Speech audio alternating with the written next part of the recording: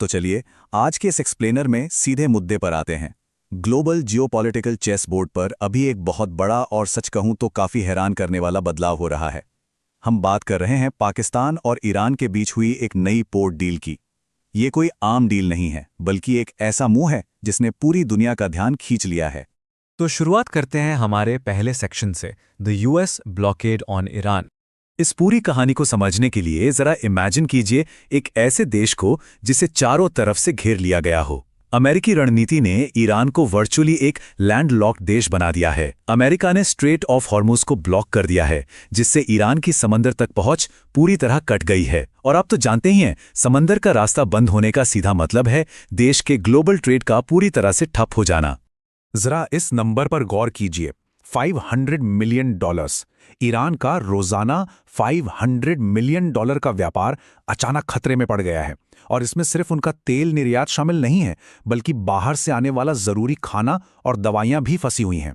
तो ये सिर्फ इकॉनमी का नुकसान नहीं है, ये लिटरली एक देश के सर्वाइवल का सवाल बन गया है। लेकिन कहते हैं ना कि हर मुश्किल का कोई ना कोई कानूनी रास्ता होता ही है। यहां काम आया यूएन का लैंडलॉक्ड कंट्री क्लॉज। इस नियम के मुताबिक अगर किसी देश को लैंडलॉक्ड मान लिया जाए तो पड़ोसी देश बिना किसी इंटरनेशनल सैंक्शंस को तोड़े उसे रास्ता दे सकते हैं। और इसी एक लीगल लूपहोल ने इस पूरी भू राजनीतिक बाजी को पलट कर रख दिया। और यहीं से एंट्री होती है हमारे अगले सेक्शन की, पाकिस्तान का अनएक्सपेक्टेड मूव। एकदम सरप्राइज करते हुए पाकिस्तान ने अचानक ट्रांजिट ऑफ गुड्स का ऑर्डर पास कर दिया। उन्होंने ईरान के लिए अपने सबसे बड़े पोर्ट्स ग्वादर और कराची खोल दिए हैं, ताकि वो सीधे अमेरिकी ब्लॉकेड्स को बाईपास कर सकें। ये पूरी दुनिया के लिए एक बहुत स्ट्रांग सिग्नल है कि बॉस, अब गेम चेंज हो रहा है। और ये सिर्फ हवाई बातें नहीं हैं, बाकायदा 2026 तक के लिए 6 नए ट्रेड कॉरिडोर्स एक्टिव कर दिए गए हैं। ताफ्तान, गब और मंद पिशिन जैसे अहम बॉर्डर क्रॉसिंग्स के जरिए सीधे कराची और ग्वादर पोर्ट तक के रास्ते तय हुए हैं। मतलब पूरा का पूरा एक नया सिस्टम तैयार कर दिया गया है। अब सवाल है कि ये सब पॉसिबल कैसे हुआ? तो इसका जवाब है ईरान और पाकिस्तान के बीच मौजूद 900 किलोमीटर लंबी जमीनी सीमा। इस एक डील ने एक सिंपल फिजिकल ज्योग्राफी को एक बहुत बड़े स्ट्रेटेजिक एडवांटेज में बदल दिया है। चलिए अब देखते हैं कि ये सब काम कैसे करता है। Section 3, the new trade corridors. तो प्रोसेस काफी सिंपल और सीधा है। ईरानी तेल और बाकी सामान जमीनी सीमा पार करते हैं, फिर ग्वादर या कराची पोर्ट पहुंचते हैं और वहां से जहाजों के जरिए सीधे ग्लोबल मार्केट्स में। स्ट्रेट ऑफ हॉर्मुज की कोई जरूरत ही नहीं। अमेरिकी ब्लॉकेड्स के बीच ईरान को ये एक बहुत बड़ी लाइफलाइन मिल गई है। अपना इकोनॉमिक सर्वाइवल इंश्योर करने के लिए ये एक परफेक्ट बाईपास है। और सबसे इंटरेस्टिंग बात, ये एक एब्सोल्यूट विन विन सिचुएशन है।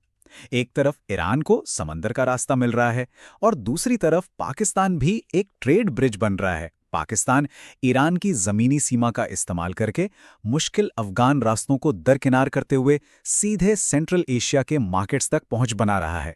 अब आते हैं इस पूरे कहानी के सबसे ट्रिकी पार्ट पर, section 4, the smart diplomacy game.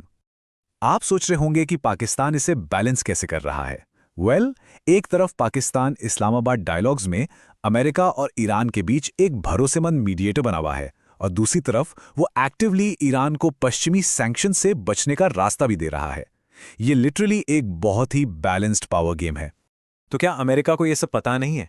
यहीं पर एक बहुत ही दिलचस्प सवाल उठता है। क्या अमेरिका ने खुद सीक्रेटली इस ट्रेड रूट को मंजूरी दी है?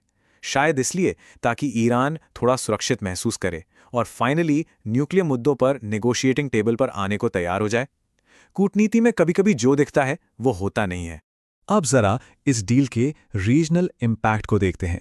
Section 5, China gains, India challenged. इस पूरे चेस गेम में अगर कोई साइलेंटली जीत रहा है तो वो है चीन। इस नए सेटअप के जरिए अब सस्ता ईरानी तेल सीधे सीपैक यानी चाइना पाकिस्तान इकोनॉमिक कॉरिडोर से होते हुए चीन के शिनजियांग प्रांत तक पहुंचेगा। बिना किसी एक्स्ट्रा एफर्ट के चीन का इन्फ्लुएंस यहां काफी स्ट्रांग हो रहा है। और यहीं से शुरू होता है असली कंपटीशन। ग्वादर पोर्ट अब नए ईरानी ट्रेड और चाइनीज बैकिंग की वजह से एक ग्लोबल हॉटस्पॉट बन रहा है। वहीं दूसरी तरफ ईरान में मौजूद भारत का चाबाहार पोर्ट भारी दबाव फेस कर रहा है और वहां कनेक्टिविटी के प्रोजेक्ट्स धीमे पड़ गए हैं। ये इंडिया के लिए एक सीरियस स्ट्रेटेजिक टेंशन की बात है। सेंट्रल एशिया तक इंडिया के गुड्स की एक्सेस लिमिटेड हो रही है और पाकिस्तान, ईरान और चीन की एक नई पावरफुल तिकड़ी उभरकर सामने आ रही है। ऐसे में ये बिल्कुल क्लियर है कि इंडिया को अपने north south transport corridor project को काफी तेजी से आगे बढ़ाना होगा। फाइनली हम अपने आखिरी और सबसे अहम सवाल पर आते हैं, सेक्शन 6, मास्टर स्ट्रोक या रिस्की गैम्बल। देखिए, ये सब सुनने में जितना ग्रांड लगता है, जमीनी हकीकत थोड़ी अलग है। रिपोर्ट्स बता रही हैं कि पाकिस्तान अपने सीपैक इंफ्रास्ट्रक्चर को पूरा करने के लिए चीन से $25 बिलियन एक्स्ट्रा मांग रहा है। तो सवाल यह है कि क्या बिना इतने बड़े कैपिटल के ये सारा इंफ्रास्ट्रक्चर वाकई वैसे काम कर पाएगा जैसा प्रॉमिस किया जा रहा है? और यहीं पर एक बहुत बड़ी जियोपॉलिटिकल पहेली सामने आती है। ग्लोबल पावर शिफ्ट के बीच पाकिस्तान जिस तरह से मीडिएटर बन रहा है, क्या ये वाकई एक मास्टर स्ट्रोक है जहां वो सभी साइड्स के साथ स्मार्टली प्ले कर रहा है, या फिर एक बहुत बड़ा और रिस्की गैम्बल जो कभी भी बैकफायर कर सकता है? जो भी हो, एक बात तो तय है, अर्थशास्त्र और ट्रेड के इन नंबरों से कहीं आगे की कहानी यहां लिखी जा रही है। ये सिर्फ ट्रेड डील नहीं है, ये एक ऐसा मूव है जो साउथ एशिया की पावर बैलेंस को हमेशा के लिए चेंज कर सकता है। आप इस पूरे गेम के बारे में क्या सोचते हैं? इस